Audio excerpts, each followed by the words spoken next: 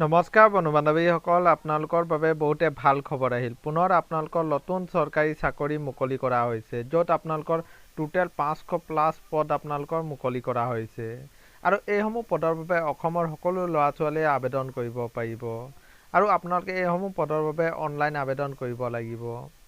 আপোনালোকৰ কি পদ আছে, কোৱালিফিকেশ্যন কি বিচাৰিছে আৰু কিমান বয়সলৈকে আপোনালোকে আবেদন কৰিব পাৰিব, সবিশেষ জানিবৰ কাৰণে আমাৰ এই ভিডিঅ'টো আপোনালোকে শেষলৈকে চাই থাকিব। বলক ভিডিঅ'টো আৰম্ভ কৰোঁ।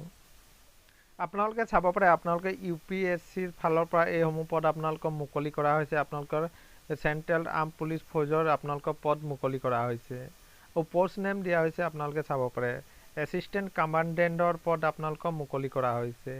টোটেল ভেকেঞ্চি আছে আপোনালোকৰ 506টা টোটেল ভেকেঞ্চি আপোনালোকক মুকলি কৰা হৈছে। আৰু আপোনালোকে চাব পাৰে আপোনালোকৰ কোনটো ফৌজত কিমান ভেকেঞ্চি আছে আপোনালোকে ইয়াত উল্লেখ কৰি দিছে। আপোনালোকে এবাৰ চাই ল'ব। আৰু বয়সৰ সময়সীমা বিচৰা হৈছে। আপোনালোকে চাব পাৰে 20ৰ পৰা আপোনালোকে 25 বছৰলৈকে জেনেৰেল কেটেগৰী আবেদন কৰিব পাৰিব।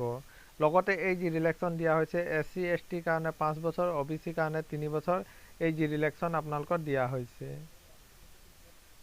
আৰু কোৱালিফিকেশ্যন বিচাৰিছে। আপোনালোকে চাব পাৰে আপোনালোকে বেচেলাৰ ডিগ্ৰী কৰা হ'লে আপোনালোকে এইসমূহ পদৰ বাবে আবেদন কৰিব পাৰিব।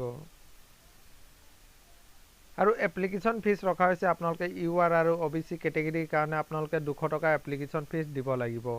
আৰু আপোনালোকে female SC ST PWD candidate হ'লে আপোনালোকে কোনো ধৰণৰ এপ্লিকেশ্যন ফিজ দিব নালাগে। আৰু এইসমূহ পদত আপোনালোকৰ অনলাইন আবেদন আৰম্ভ হৈছে। আপোনালোকে চাব পাৰে আপোনালোকে 24 এপ্ৰিলৰ পৰা আপোনালোকৰ অনলাইন আবেদন আৰম্ভ হৈছে। আৰু লাষ্ট ডেট ৰখা হৈছে আপোনালোকে 14 মেলৈকে আপোনালোকে অনলাইন আবেদন কৰিব পাৰিব। আৰু আপোনালোকে এইসমূহ পদৰ বাবে অনলাইন আবেদন কৰিব লাগিব। অনলাইন আবেদন কৰিবৰ কাৰণে আপোনালোকে UPSCৰ অফিচিয়েল ৱেবছাইটত গৈ আপোনালোকে অনলাইন আবেদন কৰিব পাৰিব। এইটোৱে আছিলে বন্ধু বান্ধৱীসকল এটা সৰু সুৰা ইনফৰ্মেশ্যন। সদায় এইদৰে জব নটিফিকেশ্যন পাই থাকিবৰ কাৰণে চেনেলটো ছাবস্ক্ৰাইব কৰি দিব। ধন্যবাদ।